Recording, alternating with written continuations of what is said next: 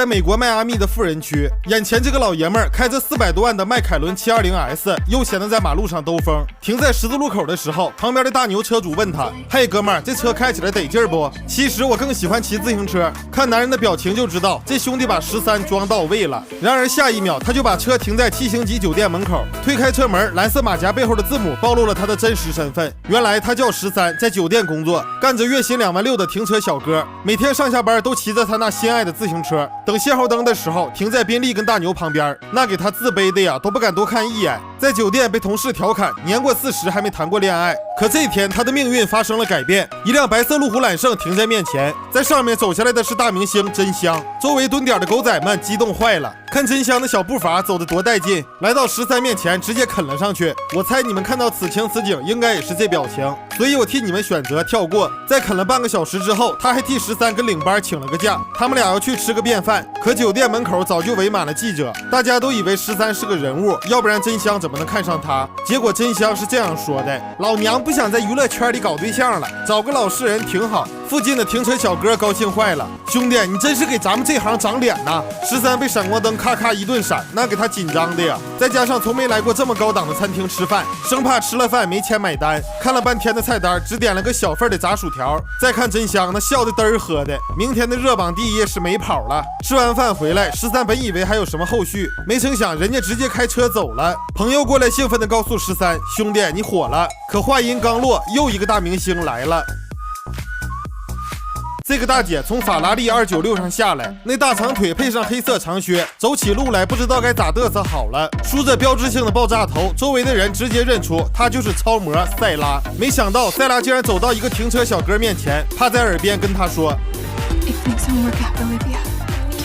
说完，塞拉优雅转身，那小眼神可以说是把戏做到位了。为啥这么大一个人物会找到停车小哥呢？原来就在几天前，大明星真香突然在媒体面前官宣13是她的男朋友，记者们当时都懵了，啥情况？真香到底是看上他什么了？其实他啥也没看上，这是一场骗局。13只不过是大富豪强子请来的替身。那天晚上，强子跟真香因为结婚的事情吵了起来，正好13心情郁闷，一个走神就摔在了真香面前。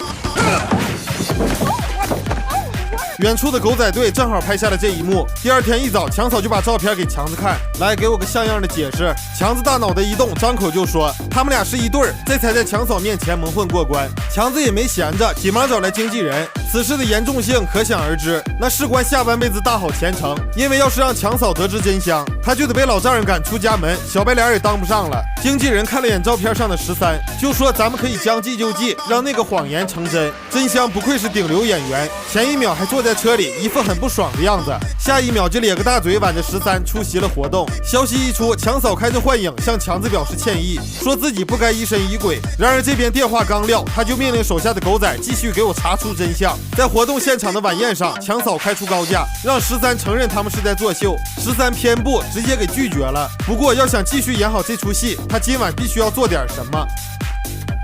这老爷们竟然在沙发上睡了一宿，而大明星真香从床上醒来，他们知道自己是清白的，可外人并不知道。他们俩过夜的消息被传得满城皆知，这也让强嫂打消了怀疑。可强子认为他们俩假戏真做，顿时有点吃醋。要说强子为啥是这个反应，因为他在事业上离不开强嫂家族的支持，所以甜言蜜语给强嫂哄得很开心，而感情上却迷上了女明星真香，还承诺给对方一个未来，却把婚期一推再推。为了瞒过强嫂，他请13扮演替身，跟真香假装情侣。眼看这件事即将过去，强子也想明白了，像真香这样的明星随时都能找到，但强嫂这样的千金小姐绝对不能错过。于是他开始冷落真香。其实身为明星的真香生活也不自由，她在爱情上吃的苦只能跟13倾诉。这天真香忍不住给强子打去电话，而这次接通的却是强嫂。镜头一转，来到酒店，房间里正是等候多时的强子。走进房间，帽子一掀，眼镜一摘，好悬没给强子吓死。Hi Vincent, it's me. 13交过手机，那里面传来的是强嫂的声音。 Hi, honey. Listen, I'm downstairs.